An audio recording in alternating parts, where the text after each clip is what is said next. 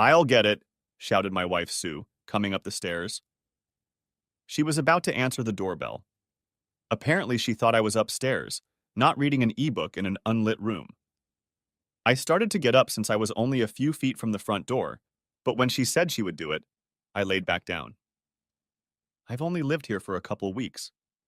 It was unlikely the knock was meant for me. Oh, what do you want? There was contempt in my wife's voice. I need to pay the boys' child support for the next 3 months. If I could, I'd like to get them Christmas presents. Obviously, the reference was to Mike Lawrence, Sue's recent ex. Well, you can't. It's not a good time.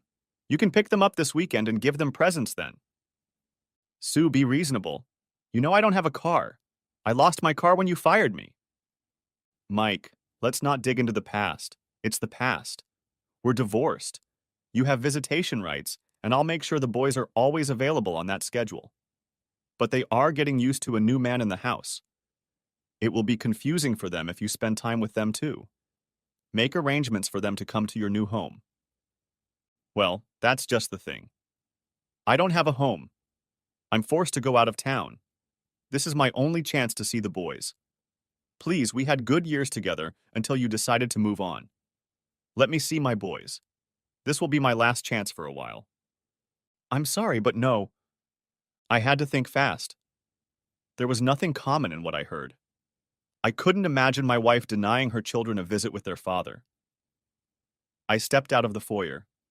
The front door, as it opened, blocked the view into the room. I quickly stood up and asked, "Why is the door open?" I walked into the foyer and saw my wife standing blocking her ex from entering the house. "Oh, Mike, aren't you? I'm Larry Compton.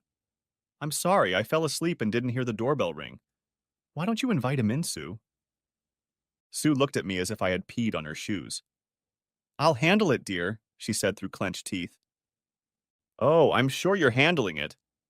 But regardless of your past, that man can come inside. It's cold." Sue took a step back, letting him through the door, but still effectively blocking the entrance to the house. Mike stepped inside and stepped aside, and I closed the front door. Sue's stance suggested that I still had some work to do. "Boys!" I shouted toward their bedrooms. "Your daddy's here." It's an amazing thing about children. Verbal communication is easy to hear if they like the topic, and easy to hear if they don't. In an instant, both of them were out of their rooms, down the stairs, and hugging their father. Sue looked on as if her current marriage was unlikely to last long if her husband didn't wise up. Mike struggled to hold the boys, a wrapped box in each hand. "What are these boxes?" the youngest boy, Billy, asked. Even at 6 years old, he knew that today was December 21st, and that 2 boxes plus 2 brothers were presents. For the first time in my limited, to 2 meetings, including this one, interaction with Mike, I saw his eyes light up. He had a plan. "These are your Christmas presents, boys. I was hoping to hand them to you early." He looked at Sue. Both boys stared at their mother. "Can we open them now, Mom?" Tom, too old to be Tommy at 10 years old, said. Sue looked like she was lost in the desert. Obviously, the answer was one, yes.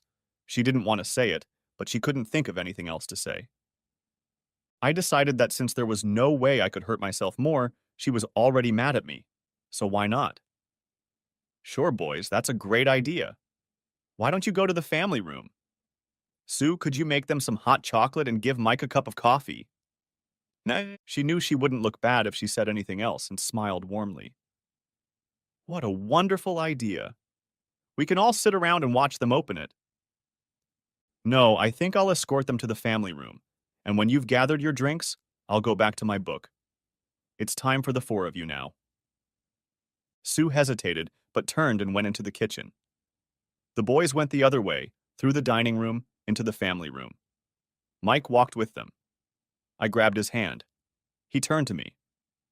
"Mike, I heard your conversation. I have a condominium about 4 blocks from here. Do you know Carling Towers?" "Sure. I'll leave you a key and a note on the porch as you leave. Please take it and spend the night there. I want to talk to you in the morning." I don't understand why Sue didn't let you in. Will you do it? No, Larry. I don't like charity from a wife snatcher. Mike, I promise you it will cost you money, and it won't involve charity. I'll leave a key and a note. At least read the note. Promise me. Look, I have a few minutes to be with my boys. Let me do that. After all, without your help, I wouldn't have either. I'll read your note. We walked to the family room. Mike got settled in with the boys, and Sue was almost done with the drinks and cookies. I went back to my room. I sat down at the computer. I didn't have much time to write a note. Mike, I overheard your conversation with Sue. It's very disturbing. We need to talk. My idea of who you are has changed dramatically. I don't know how long your denouement will last. So I have to take this note to the porch quickly. Let me say this. I would never knowingly steal a man's wife. I'm told your marriage is over, and it was over long before Sue and I began our romantic relationship. I heard you quit your job to be away from her. You have no reason to believe me. But if you have no place to stay, enjoy my warm apartment for the night. Talk to me tomorrow morning around 8 and tell me I'm full of shit if you believe that. At least you'll have a good night. Use any of the bedrooms. I don't know what's in there from food and drink, but you're allowed everything. Larry. I printed out the document, took the envelope, put the key and note in it, and put it on the last step from the porch. The porch was 3 steps above the yard. I was sure Mike would see the note as he left, but Sue wouldn't see it from the door. I saw no chance of Sue walking him out. I could have written a longer note. It took the boys over an hour to get through the visit. I hope the note had enough information. Tonight's temperature was expected to drop tens of degrees. If the note didn't convince him, hopefully homelessness plus the note will. Shit, shit, shit. This is exactly what I was worried about.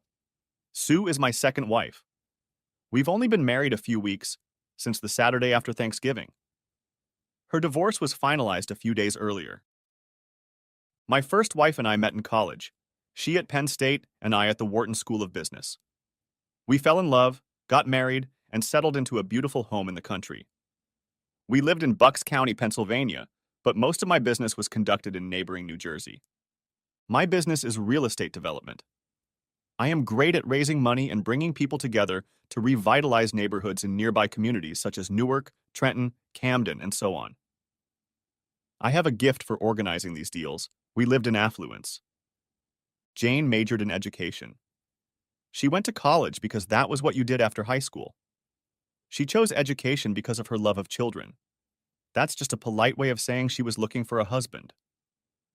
Truth be told, she was a bit of an uncontemporary person. She believed that being a wife and mother was as high an accomplishment as any other occupation. When we met, I was struck by her atavistic views. But she was smart, funny, charming, beautiful, and a wonderful lover.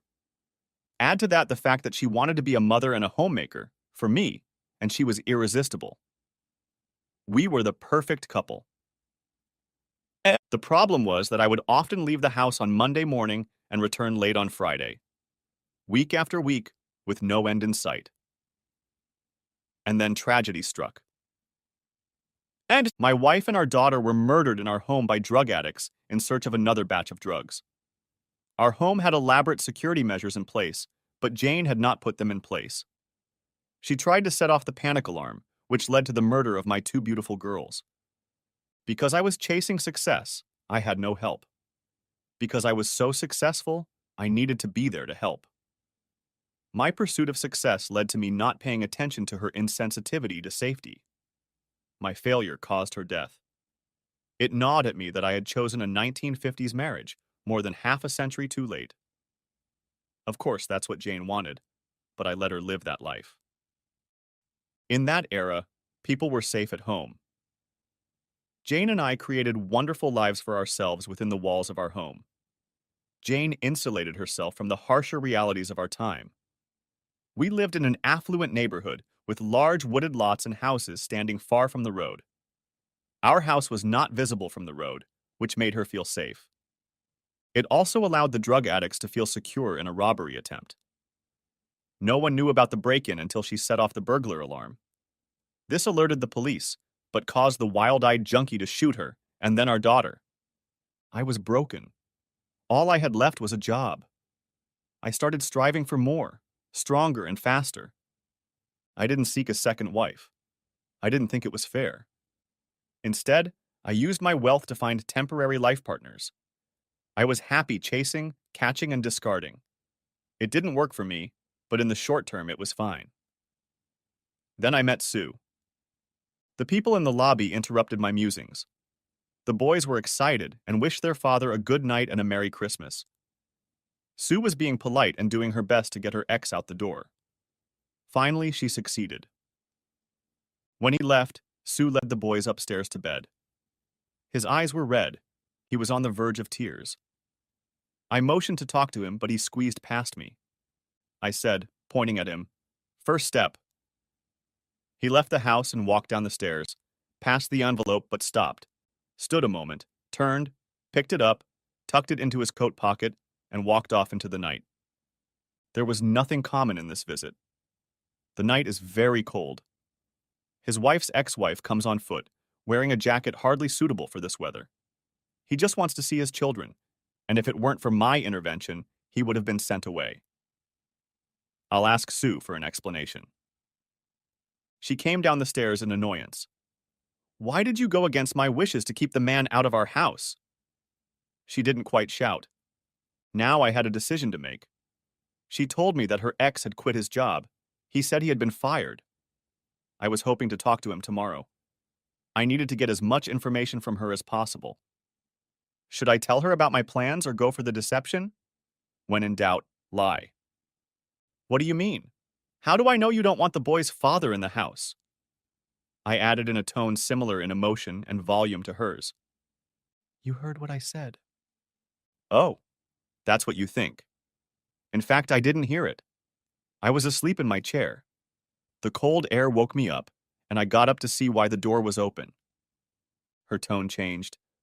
"You didn't hear our conversation?" "Why?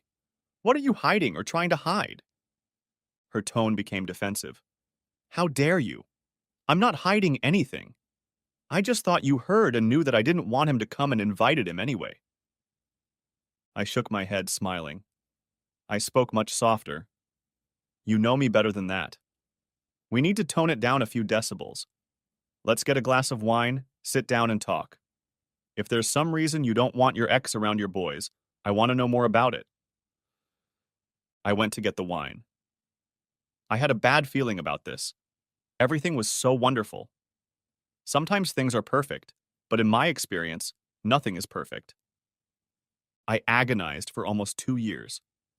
I experienced only two emotions: overwhelming sadness and emptiness from my inadequacy. I followed 2 treatment regimens.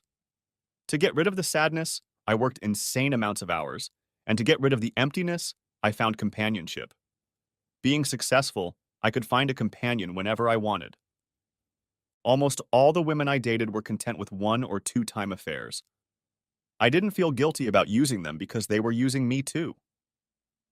As dissatisfied as I was with this messy existence, it relieved the emptiness and gave me the illusion of adequacy. I vowed that if I ever got another chance, things would have to be radically different. So I tolerated those hedonistic evenings. When I first met Sue, we had a great evening. I hadn't spoken to anyone in almost 2 years. Sure, business connections and seductions, but no talking. Funny enough, it wasn't so much conversation per se. Sue would tell me about what she was doing, and I would tell her about what I was doing. But somehow, by describing what we were doing, we were talking about who we are. More than that, we were showing how similar we were. We talked for a few minutes before we introduced ourselves to each other. When she said her name was Sue Lawrence, I asked if she was related to Mike Lawrence. Her expression changed and she replied, "Only by marriage?" and paused. She became uncomfortable. Since I wasn't looking at her in a carnal sense, I didn't continue. We ended the evening with a handshake. I don't date married women, not even for one evening. She didn't make it clear that she would have accepted the proposal had I made it. I thought this Riesling would be good, I said, holding out my glass to her. I apologize if I sounded offensive. She paused, exhaled, and looked directly at me. No, I apologize for being defensive. I don't like my behavior and I apologize. It's more like the Sue I married. Tell me why you don't want him in the house for Christmas? Boys have a hard time adjusting as it is. When we were both busy, they didn't have many parents, but when Mike fell on hard times, it did them good. We never talked about him. What do you mean, hard times?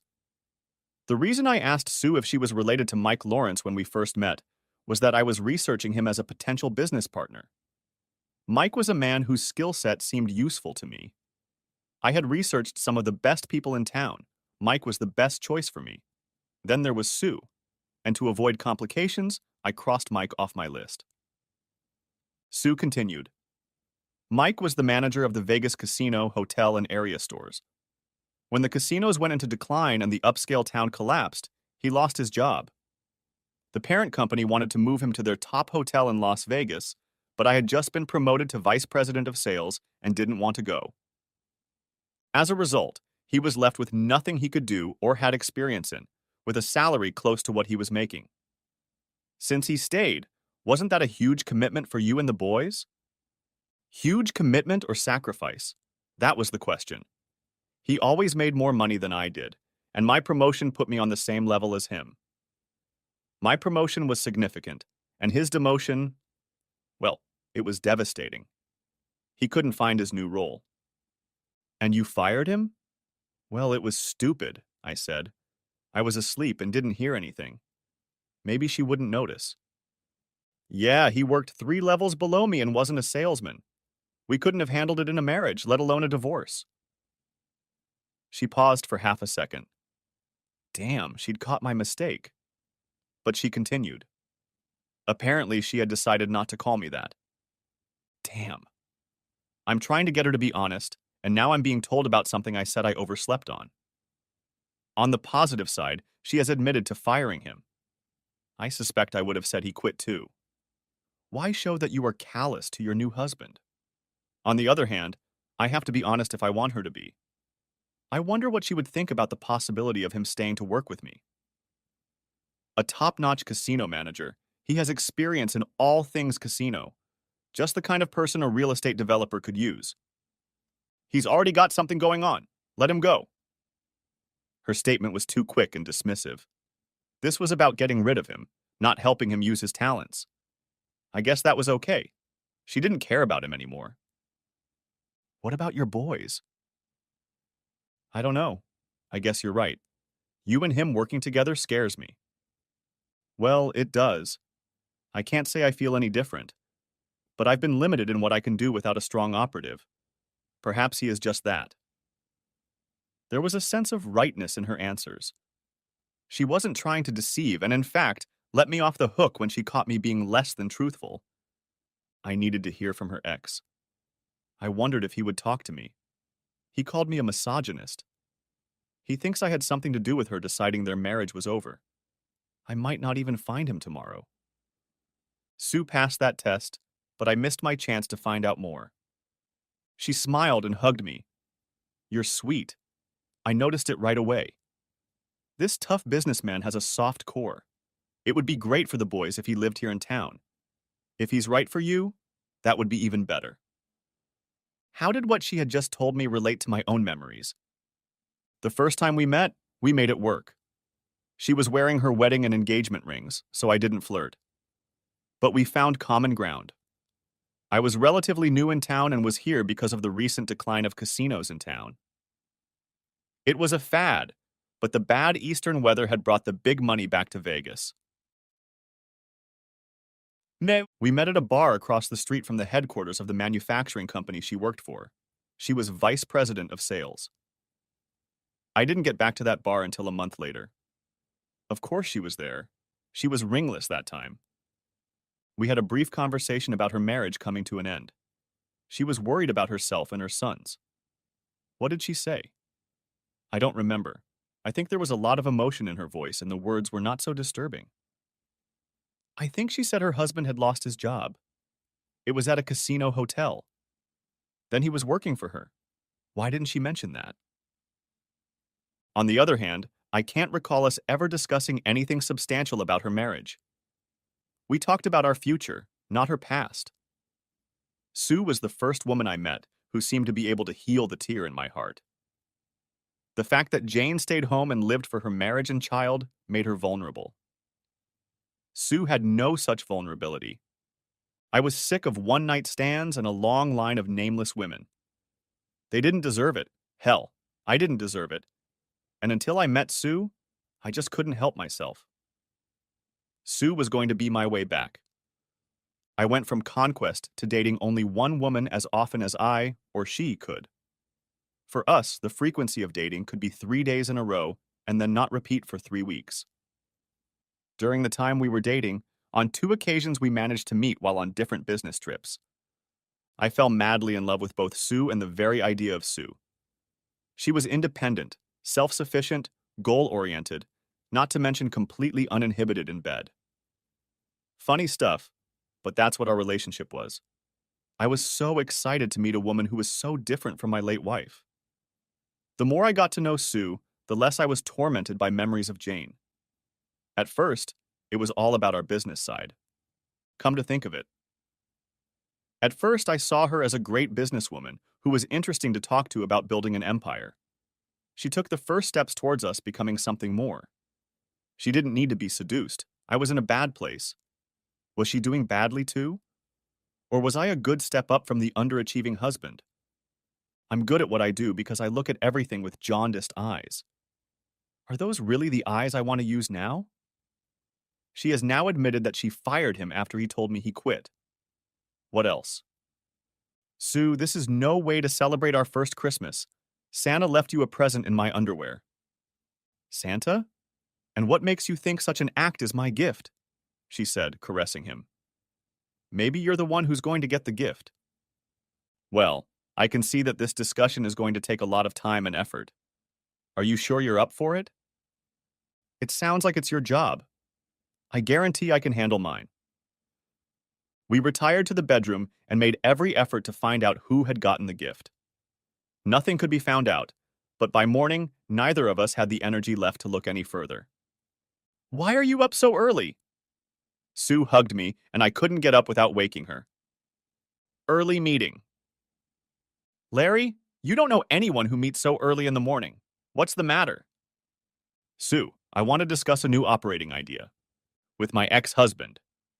Oh crap, marrying a smart man is bound to have a downside. She guesses it by what time I get up. Well, yeah, sorry it scares you. That's it? You want to know about him and me? Now it's time for sleight of hand or mouth. Sue, last night this guy called me a wife snatcher.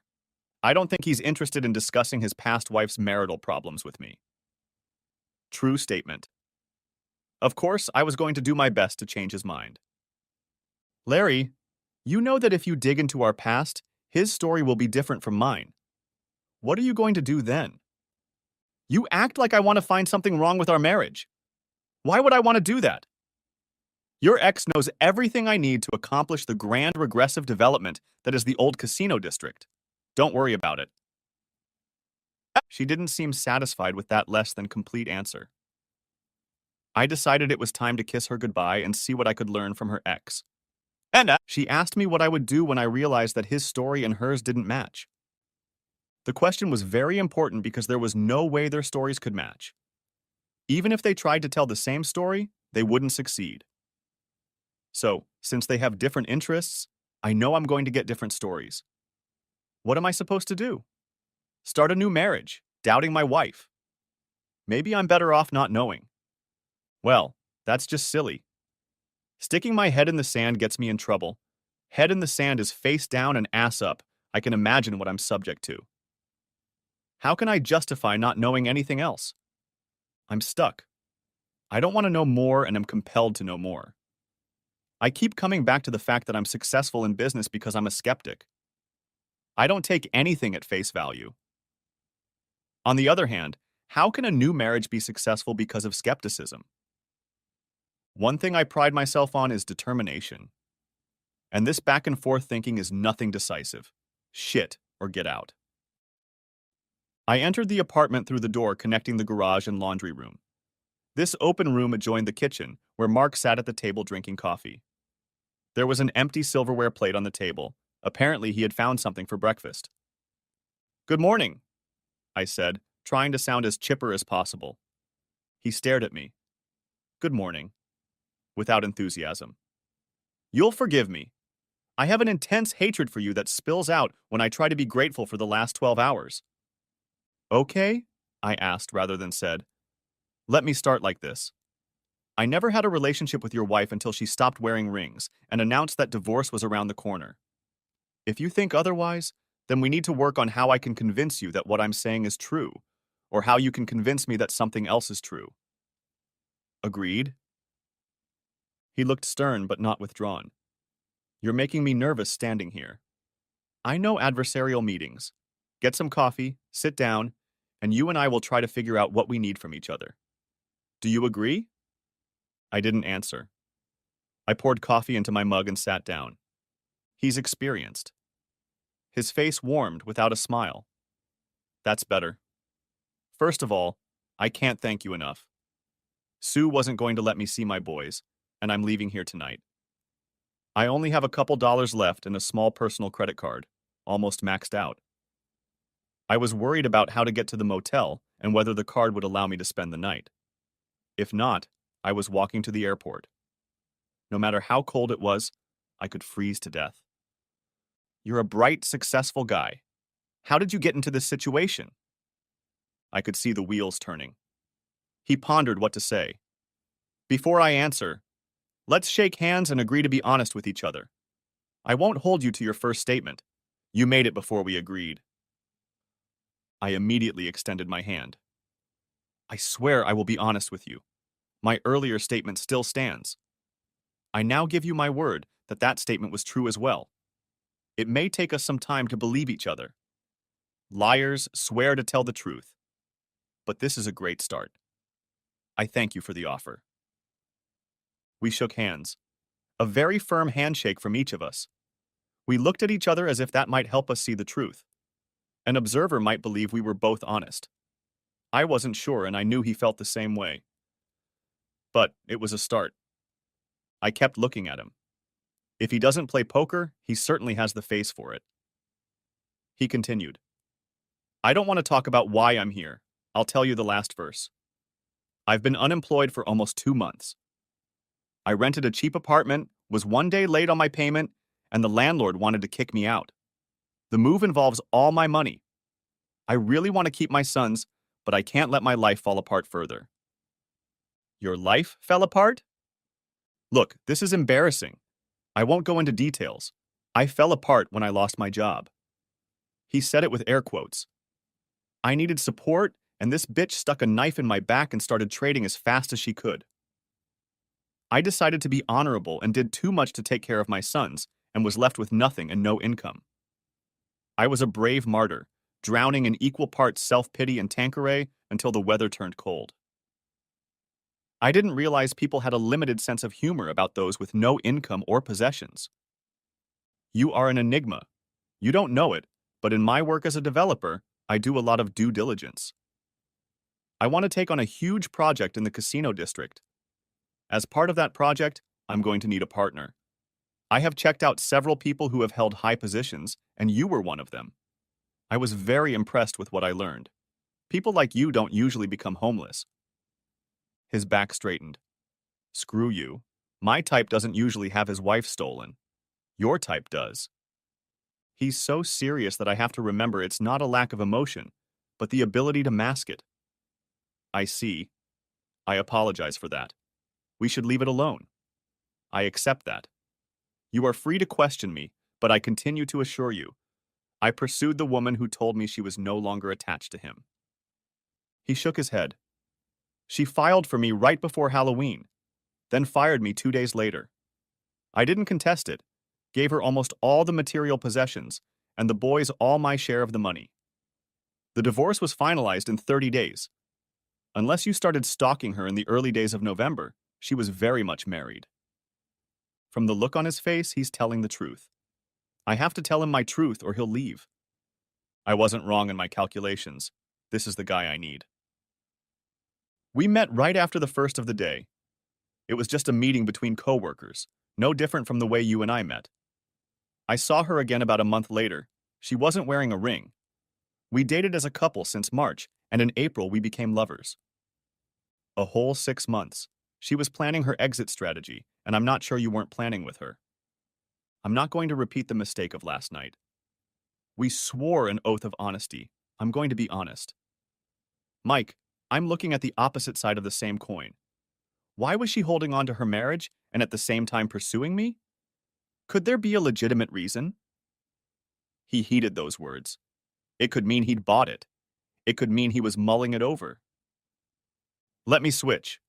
If Sue wasn't complicating things, my background check shows you're the guy I want to work with. What if we move on?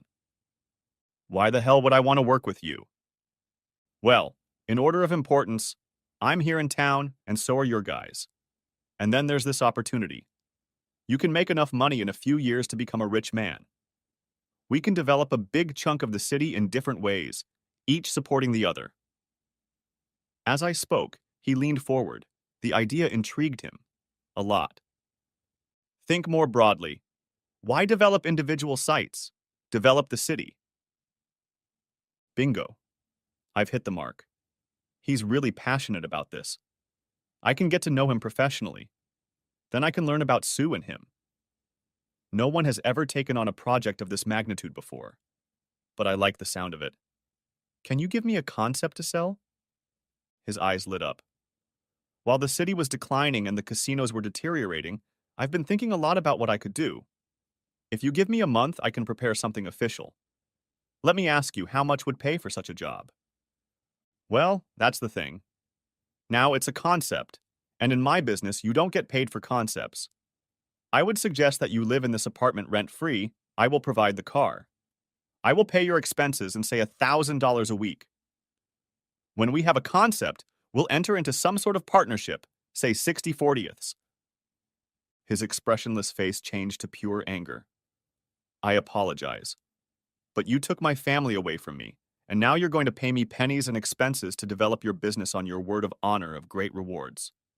You probably think I've already gone around the bend. I held my hands palms up to him to deflect the emotion. Okay, you got me.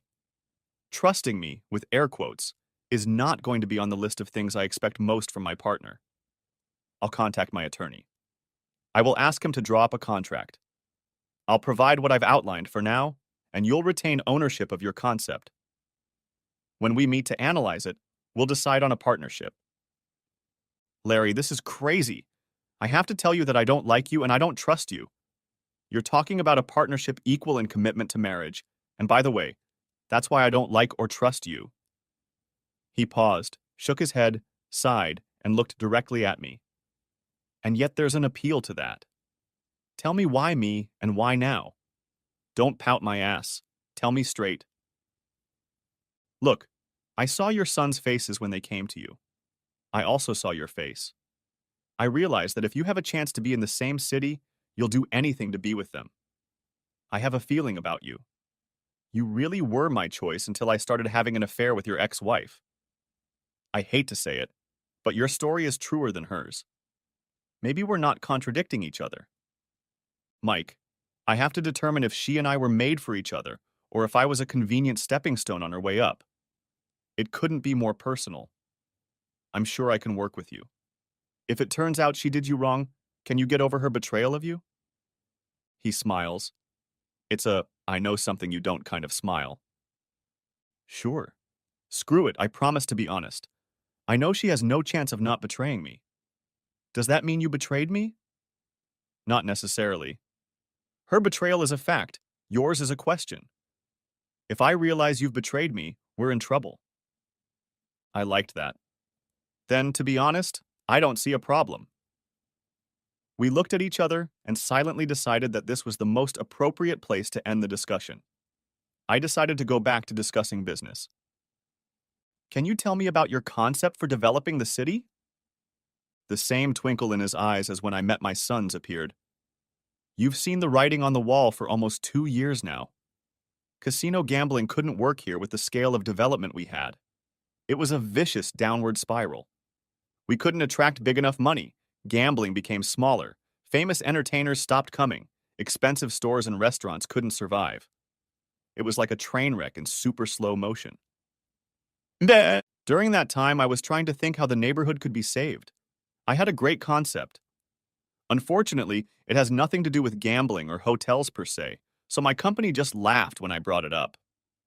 Enough with the introductions. Okay, so what's the deal? Our cities are a mess. People are fleeing bad schools, too much pollution, lack of greenery and safety to live in the suburbs.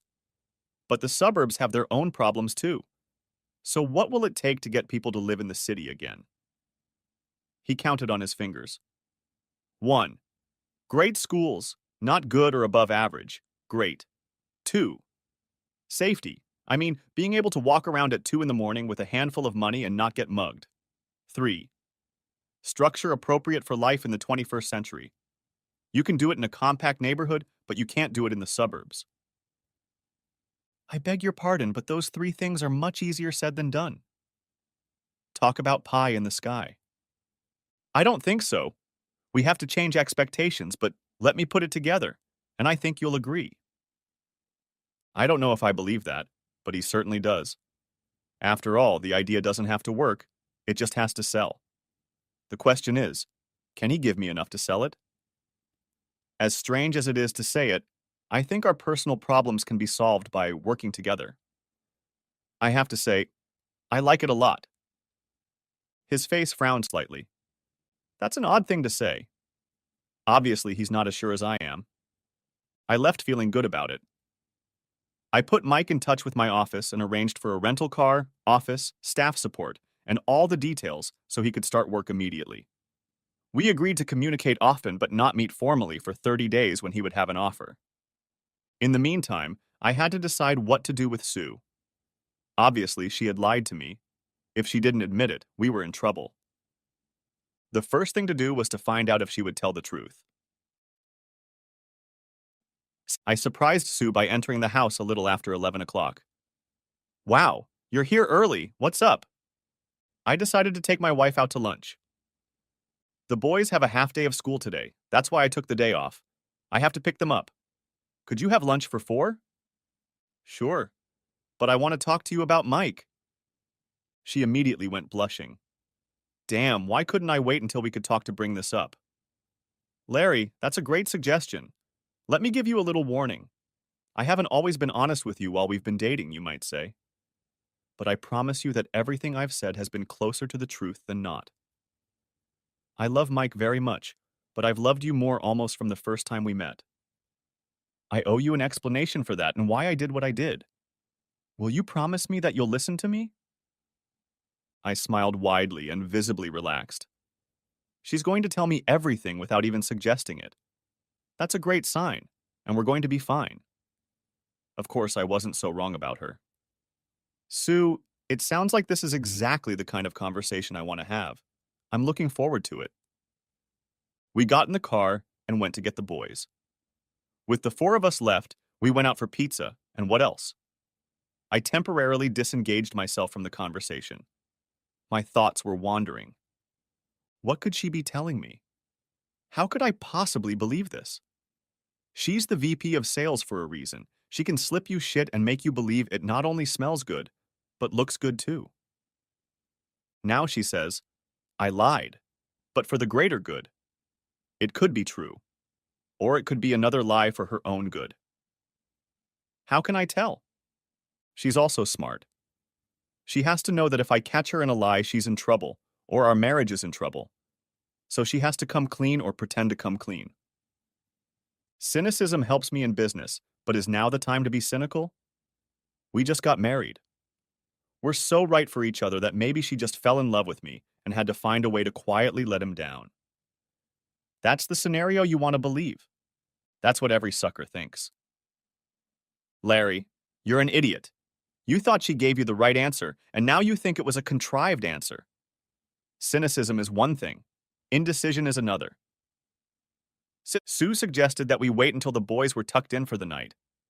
She wanted to meet in my room. I was doing nothing when she walked in. Would you like something to drink? She said uncertainly. I handed her my whiskey on the rocks. Oh, sorry, didn't notice. Let me get you started. I'm afraid this is going to be a little difficult. Sue, I promise you that your best chance of avoiding difficulty is honesty. Mike and I had an imperfect marriage. We hid it from ourselves and each other by working hard and succeeding in our business. A couple years ago, the casino started failing and Mike didn't handle it well. What do you mean he didn't handle it well? He tried to balance what I wanted, what the boys needed, and his job, and ended up doing none of it.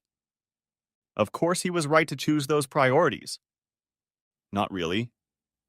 She fidgeted, trying to get comfortable. What was making her uncomfortable? You'd think it would, but that wasn't what we used to do. When things were good, he would tell me his problems and let me find what was best for me. When his world was falling apart, he withheld information and tried to figure out what was best for me. Why didn't you point this out to him? I pointed it out for over a year. He denied that he had any problems, denied that he was trying to determine what was best for me, and we secluded ourselves in the bedroom altogether. We found ways to be happy even when we were unhappy.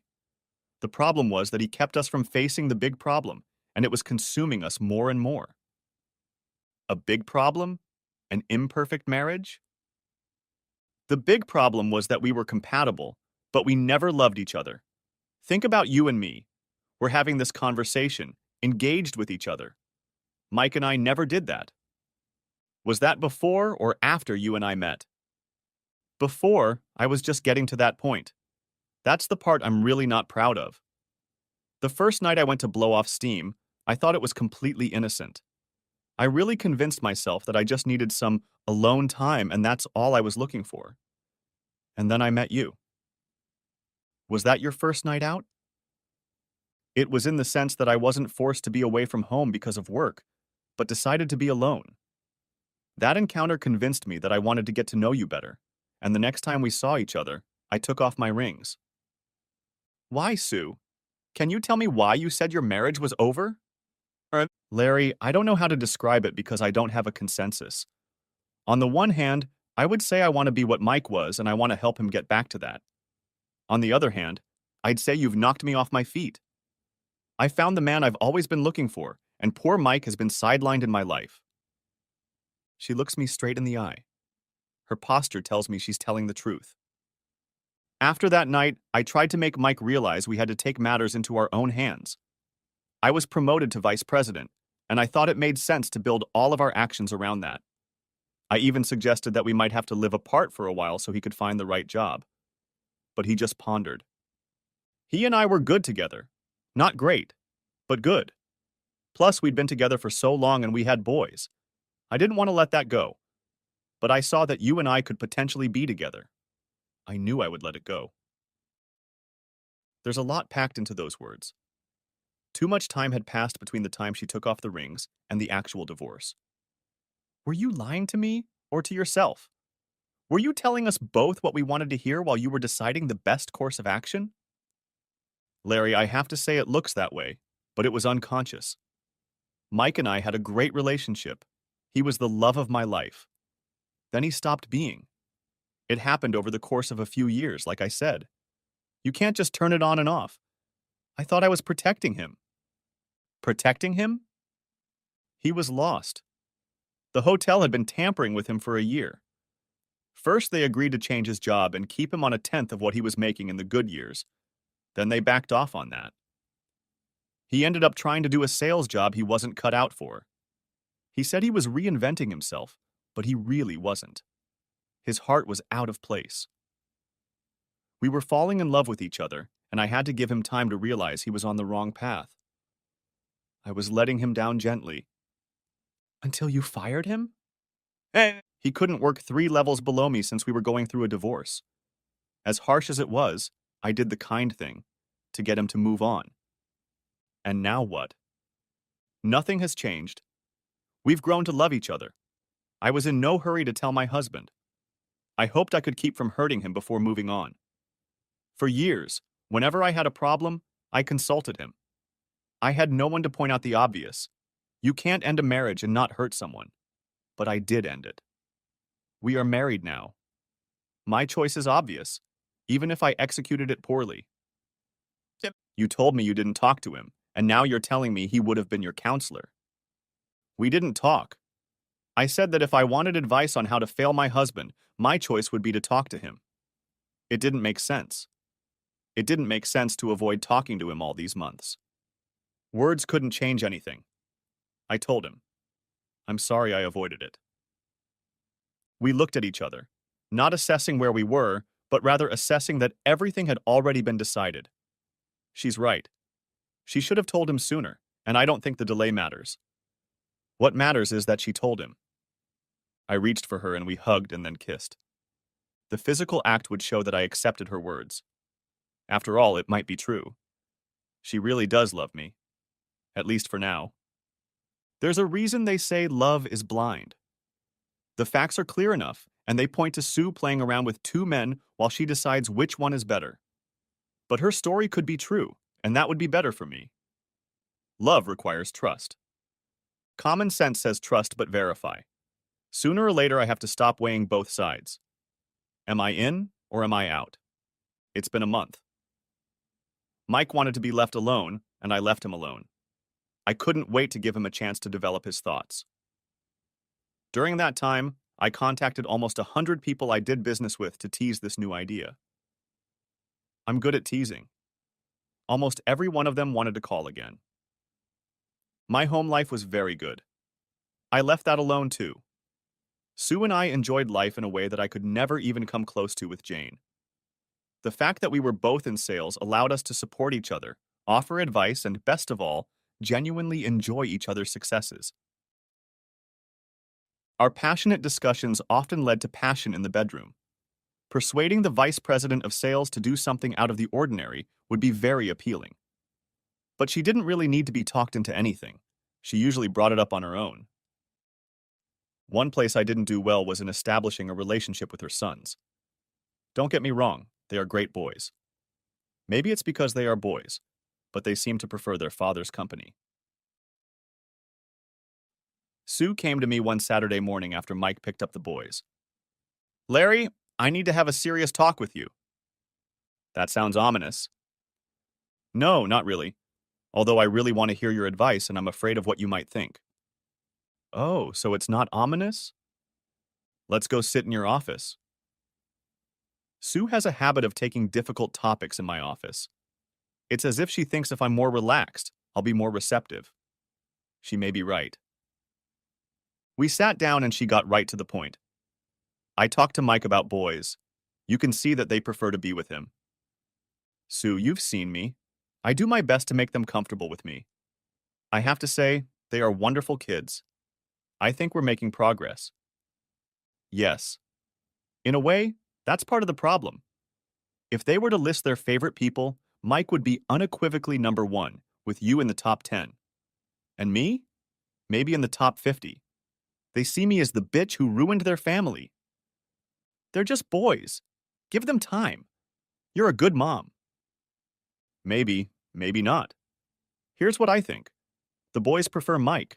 The boys need to live here. What if we switch houses with Mike? Are you sure you don't want me and Mike to switch places? What? No. I didn't even think about it. I was afraid you'd think I was a terrible mother. After all, that's what my sons do. She began to cry. Women cry. Some cry a lot. I had never seen Sue shed a single tear. I reached over and hugged her. She was shaking, upset beyond belief. What's the matter? I'm ambitious. I work as hard as anyone else. What kind of mother does that? When her own boys prefer their father, who wants to just give them up. Will you cast me aside because I can't hold my own sons? She sobbed. Sue, one of the first things I liked about you was your ability to see things for what they are and balance your personal and professional life. Your ambition isn't bad and it's not going to change. You want the best for your boys. Someone who is a problem solver can see the best solution in what you have proposed. Sue visibly calmed down. I thought I could have it all. I can't stand it if I end up losing you too. Tell me you understand.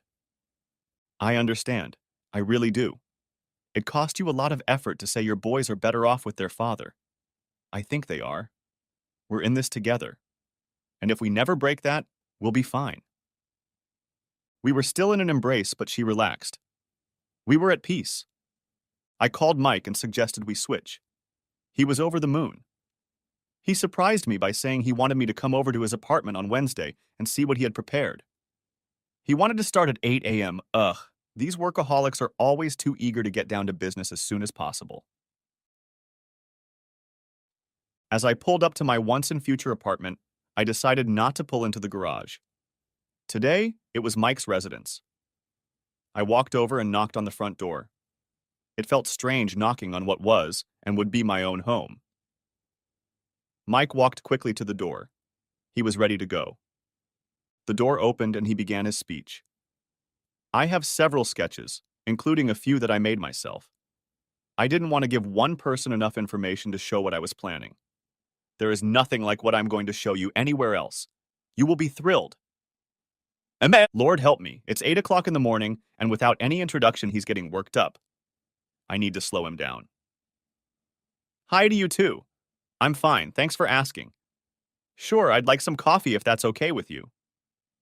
Mike laughed a deep and powerful laugh. I'm so worked up. I haven't slept in 36 hours to be sure. He ran a flat palm in front of his face, from his eyes to his chin. Then, oh, hey Larry, come on in, how are you? Can I get you something to drink? He stepped away and returned with 2 cups of coffee. Larry, I want to start by saying that our cities are dying out because they're dirty, noisy, unsafe, too expensive, and they have bad schools. People fled to the suburbs for quiet, grass, lawns, safety, and good schools for their kids. Now they have a terrible commute to work, driving an hour to see a theater or eat at the best restaurants, but they still think that's what the American dream is all about. Sure, so what? I smiled. I knew he wanted to continue. My tone was playful, not demeaning. First, let me describe my background.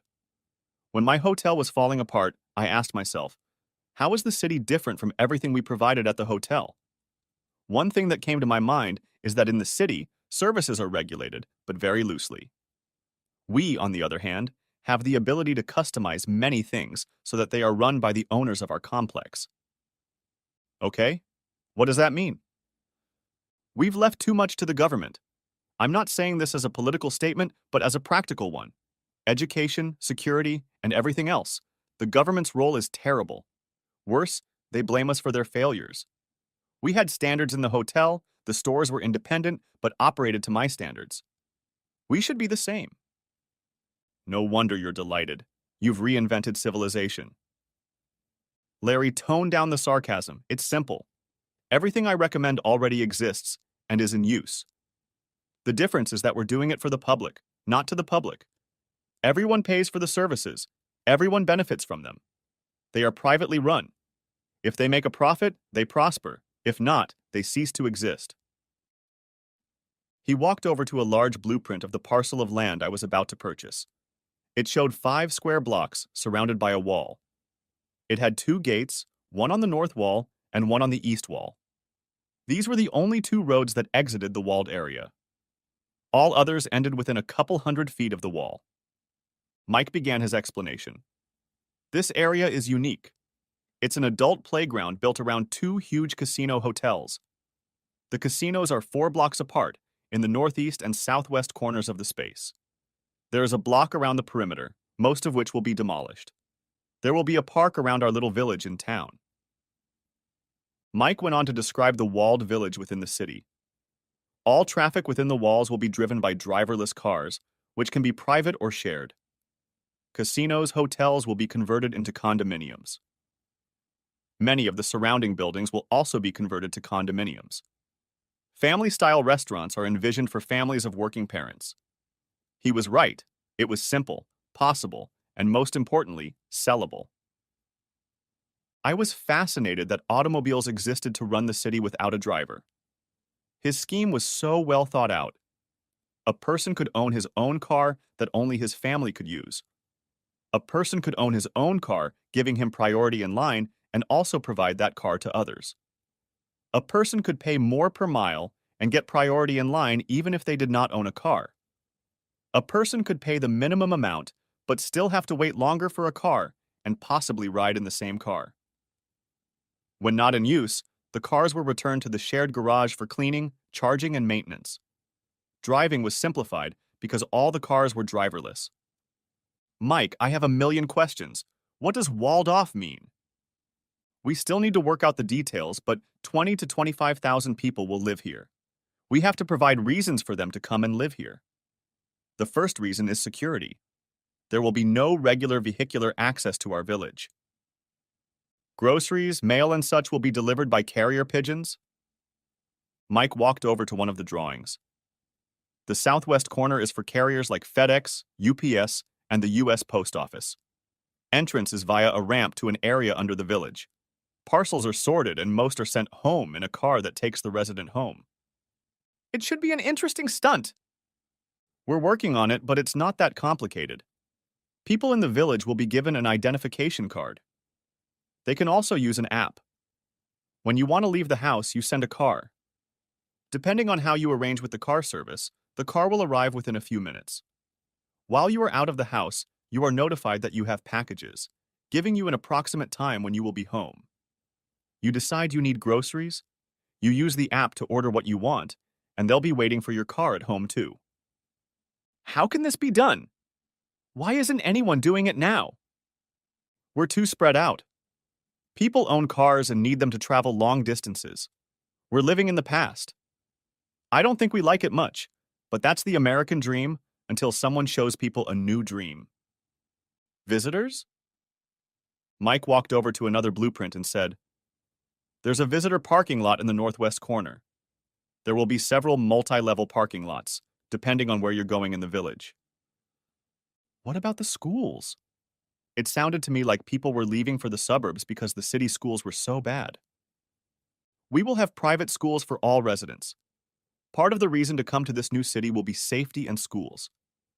How will it be paid for? Contributions, fees, taxes, whatever we call them. We will incorporate the town and proceed from there. Instead of paying taxes to defaulting governments, we'll use businesses for efficiency. Mike, that's great. I can't believe the details you put together in a month. We're going to renegotiate the contract immediately. We'll need to figure out how to set up the city to generate revenue as quickly as possible. Mike is excited. He has a well-developed concept.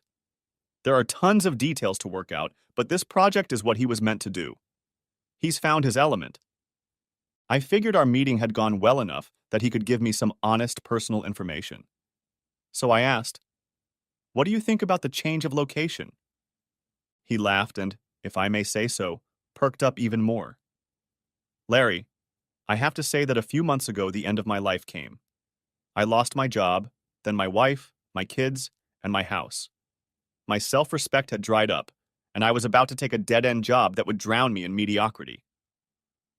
Christmas changed everything. Home, then work, now my boys. And soon your ex? God, I hope not. When I think she snuck out on me, hired me for a position where I was worthless, and then fired me to score points with her superiors, she's a cold bitch. I'm sorry, she's your wife, and I wish you well, but if I were you, I'd be looking for betrayal."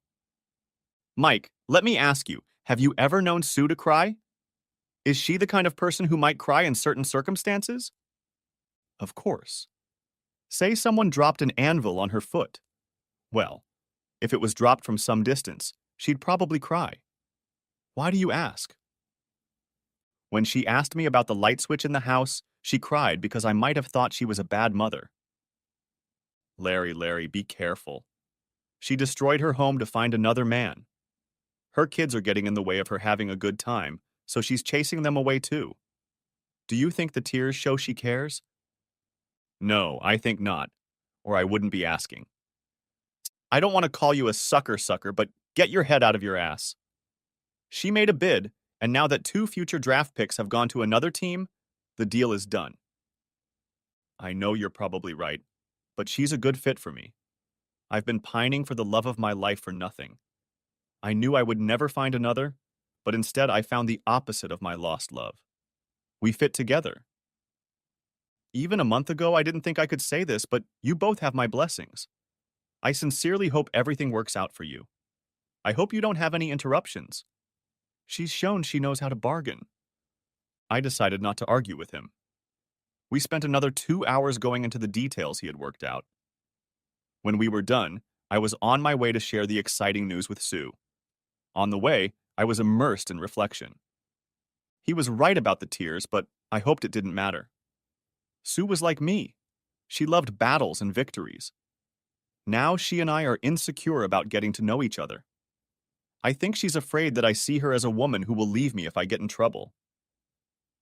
I feel like we have something deeper. So for now, as they say in New Orleans, laissez les bons temps rouler. Let the good times roll. Why am I worrying? Why am I getting myself worked up? He's not going to give me straight answers. I'm with his wife. She chose me because we fit together. We're not like her and Mike. She really wants to be with me. Sure, it was a step up, but it was a step up for me. It was a step away from Mike. He just doesn't see it yet. Sorry, Mike, I've been thinking. And she's too young to be alone. How do we get on and make some money along the way? I've been thinking about that. We start by making the place safe, walling it off. First, we'll tear it down and plant trees and saplings for parkland. Then we will start creating condominium buildings.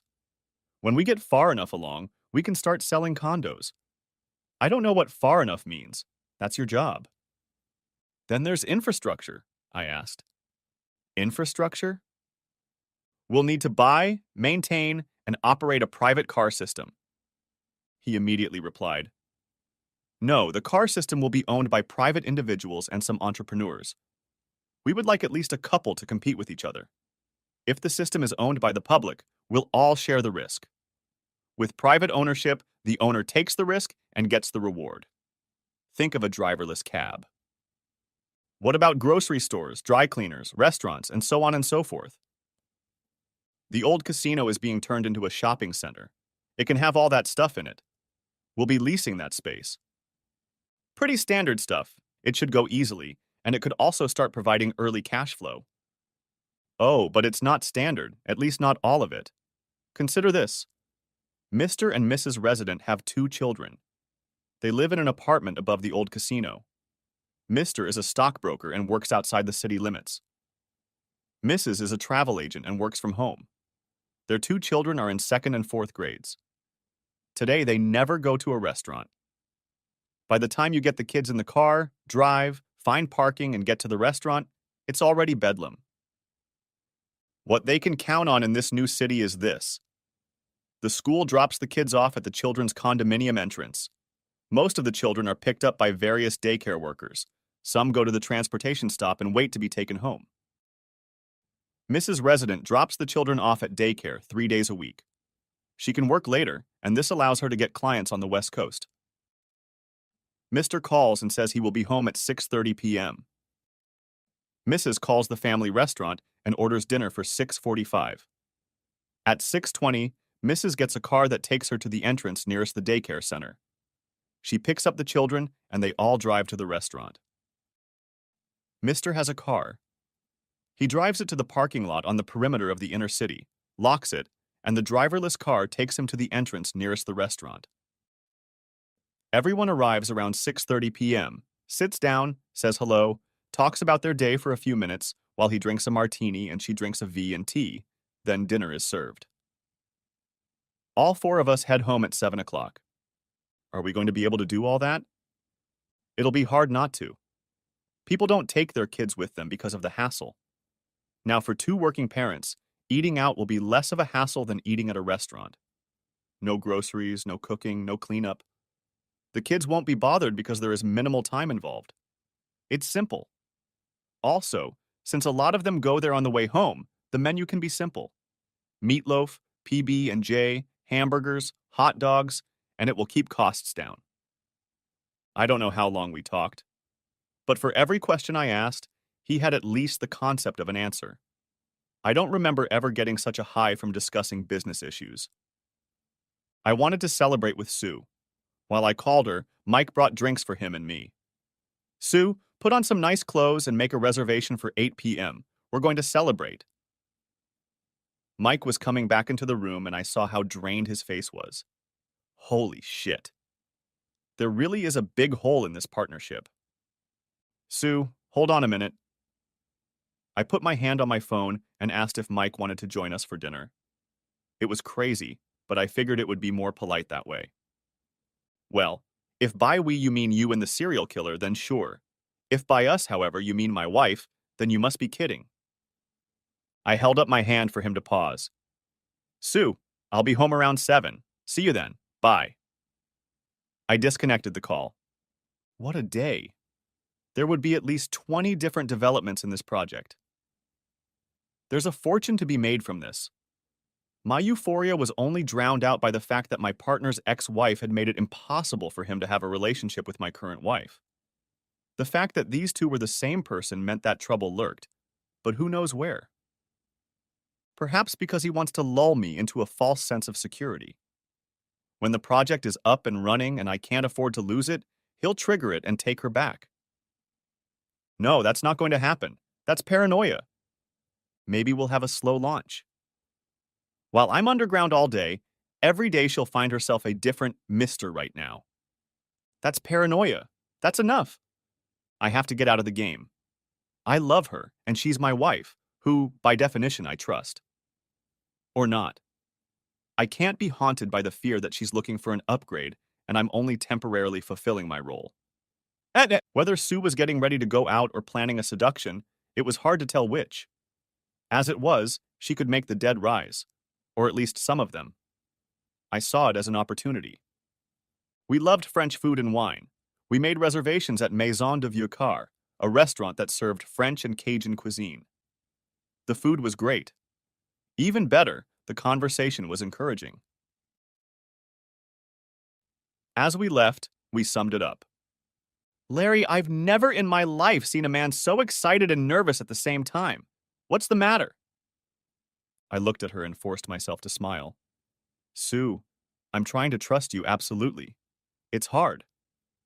She threw her head back and laughed. Difficult? I'd say impossible. I wish there was something I could do or say, but there clearly isn't.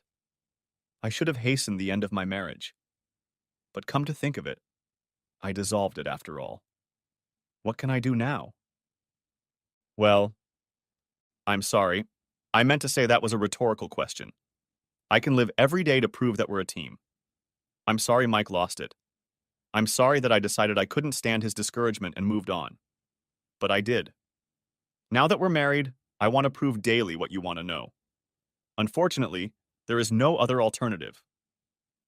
We hugged and said that as long as we were faithful to each other, neither her past nor my past mattered. It would work. Mike and I began to have a turning point. We made a pact. Sue was his past and my future. Her name never came up. While we were negotiating, Mike said our project would make us very rich. Great wealth would keep Sue from looking for her next Mr. right now. I asked him, am I broke? She'd be gone as fast as she'd find the next Mr. right now. I like Mike. I really do. But in this case, I think he's embittered. He thinks his ex-wife is fickle because she left him and is now with me. I know she found a better man and is with me now. I'm not going to be paranoid and wonder if she's going to leave. We're on our way to a fantastic future. Larry, let me ask you, when she talks to you, does she look you in the eye or does she look down? What's your point? We've avoided the subject of Sue for too long. You told me once that you wished us both well. I tell you how well we're doing and you come at me like Larry. What's the matter? I said I wish you well, and I meant it. But the truth is, you don't stand a chance in hell. You love her. She loves her. There are clearly not enough people on your side in your marriage. I can tell you firsthand, this woman is capable of punching you in the face. When we were having problems, I'd start freaking out because she'd disappear for the weekend or not come home or something. The next thing you know, we'd be in bed, on the landing, under the bushes or whatever. And soon I'd be so relaxed I couldn't remember what the hell was bothering me. I'm sorry she decided she loved me, but she did. You need to get over it. He stared at me as if I needed to come to terms with the fact that the sun rises in the east every morning. Okay, I have a counter-proposal. You say you've met your true love, and I think you have a vampire sitting around your neck. If I entertain your wife for the next 10 days, will you agree that I'm right? Of course. Not so fast, I'll need your help. You want her? Get her. I'm not participating. I don't want to watch. I don't know what you need, but count me out. Not so fast. Then he explained. I listened. I agreed. It was a good plan. It seemed a little transparent to me, but if that's what it took, we'd give it a try. As I drove home, I prepared myself. Mike's plan was too obvious in my opinion, but for it to have a real chance, I had to go through with it. I pushed myself to the point of a fit of rage. I walked through the door. Sue heard it close and headed in my direction, smiling broadly and greeting me warmly as usual. What a bastard! I almost shouted. A hearty hello to you too, dear. Which bastard do you mean? That asshole you were married to. He ruined me. Are you a part of that? Larry, take your time. First explain to me how Mike ruined you. Yesterday, if you remember, I told you to watch out for him, and you were his best buddy. Do you remember that? I was so enamored with his great ideas that I brought him in as a full partner. He retained the rights to his ideas. Now he holds all the cards, and he wants me out because he hates me. I'm totally screwed. What am I going to do? Sue came over and put her arm around me. We'll work it out. Don't worry. As long as we're together, you can't lose. I really don't know how she can hold me and at the same time loosen my belt and pull my pants down. I do know how she can change my outlook after I've pulled my pants down, though. After just a couple hours, I was sure that life was good. 5 days passed. During that time, Mike and I never met once. I was sitting in my home office. I got a text message. 11:30 MBR. I smiled. That son of a bitch was right. I looked at my watch. There was plenty of time. And I got in my car and drove to Mike's house, parking out front. I got out of the car and walked to the front door, quietly opening it with the key I still had. I walked up the stairs. I heard familiar sounds. I walked up to the master bedroom. Mike was kneeling behind my wife, ass up and face down. Her moans and the sheets clenched into fists made me wonder if my technique was that good. She was screaming, but her cry was muffled by her face in the pillow, and yet it was clear she was saying, "Give it to me, Mike. I missed you so much." The alarm clock on the bedside table showed 11:30. Mike looked over his shoulder, saw me, and smiled. I'm almost done. Do you want to try it with a whore, or are we going to go through those rooms? Sue twitched. She heard him. She jerked and tried to pull away, but Mike held her firmly by the hips. Larry, I can explain. I'm sure you can. The problem is, Mike can too. He explains that you're an unprincipled slut. He bet he could sleep within 10 days if I told him he had the upper hand in our partnership. Whatever your explanation is, his is clearly better. By the way, Mike, I hope you're not going to rub it in that it only took 5. I'll be downstairs in the office.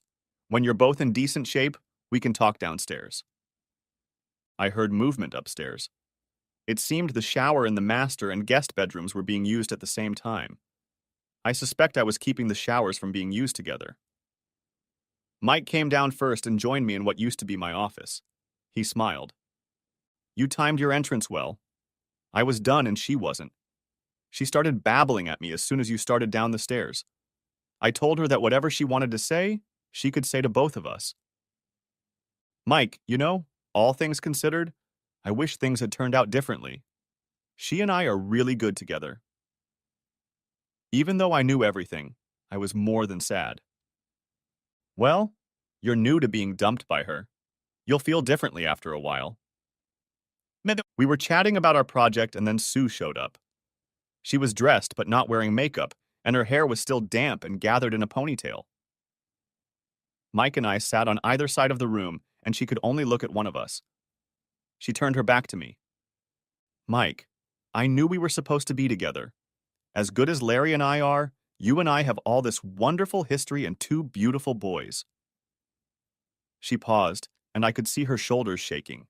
But when she spoke again, her voice broke with tears. Give me another chance. I came running when... Sue stopped because Mike was staring at the ceiling. I knew where this was going, even if Sue didn't know it. Mike, why are you looking up? Because of the crying and sobbing, I figured an anvil must have fallen from the ceiling. I didn't. Sue was clearly puzzled. Now it was my turn to interrupt her. Sue, I said, and she turned fully around to look at me. Mike thinks that if you wanted to appear sincere, you wouldn't resort to tears.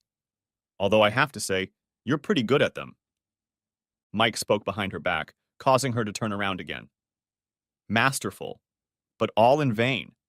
We're going for another combination in our accommodations. You can go back to the condo. Larry will live here. I decided it was fun to spin her around and continue the conversation. Well, living here is a strong word. I'll have you serviced in a couple days. Then we'll start figuring out who gets what and who lives with who. I thank you for pulling me out of my depression. It was fun while it lasted. Now I thank you for leaving. I could see the gears grinding in her head, trying to figure out if there was any way to pull this off. She shrugged and, seeing no alternative, smiled, looked at Mike and said, I really screwed up. I lost faith in you. Then she turned to me. You really screwed up. You've lost faith in me. That woman knows how to sell, I'll tell you, said Mike, grinning. Are you buying? I smiled back. Been there, done that. She shrugged. Mike, I admit I was stupid to lose faith in you. When you asked, I really thought you wanted me back. And even though I knew Larry and I could have a great life, I wanted to correct that mistake. She turned to me. Larry, we had it all. I am what you needed, and I would never have lost my first love again, but you had to throw me away. I wish you both well. You don't know what you're losing? She walked out of our lives. I looked at Mike. What a great partnership we're going to have. We complement each other so well in business, and we both saved each other from a failed marriage to a mercantile whore. Admittedly, it was the same mercantile whore, and we both used adultery as a method, but it worked. He laughed with me. In his eyes, however, I saw sadness. Obviously, her words had hurt him, and he wasn't sure if leaving her was more right than bringing her back. Poor guy. How could he buy that shit? And why did I feel the same way? The end. Thanks for watching. I hope you enjoyed it. So subscribe to my channel and watch the next video.